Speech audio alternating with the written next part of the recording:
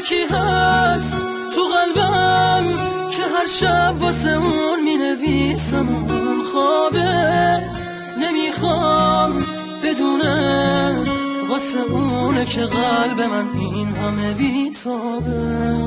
یه کاغذ یه خودکار دوباره شده همدم این دل دیوونه، یه نامه که خیسه پر از عشقه با کسی بازم اونو نمیخونه. یه روز همینجا توی اتاقم یه دفعه گفت داره میره، چیزی نگفتم آخه نخواستم دلشو قصه بگیره. گریه میکردم درو که میبست، میدونستم که میمیرم. اون عزیزم بود نمیتونستم جلوی راشو بگیرم. میترسم یه روزی برسه که اونا نبینم، بمیرم تنها.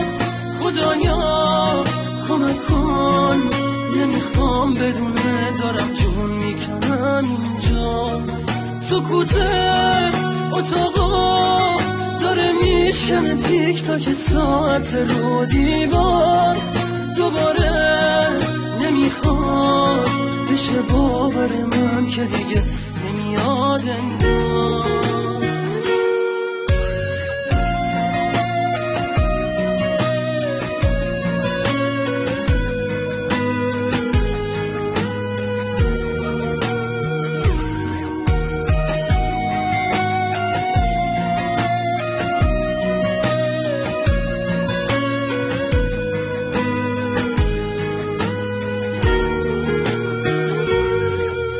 همینجا توی اتاقم یه دفعه گفت داره میره، چیزی نگفتم آخه نخواستم دلشو قصه بگیره. گریه میکردم درو که میبست، میدونستم که میمیرم. اون عزیزم بود نمیتونستم جلوی راشو بگیرم.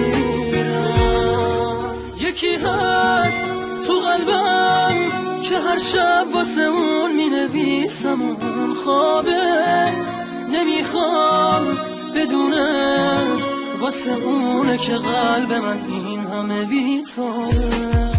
یه کاغذ یه خودکار دوباره شده همدم این دل دیوونه، یه نامه که خیسه پر از عشقه با کسی بازم اونو نمیخونه.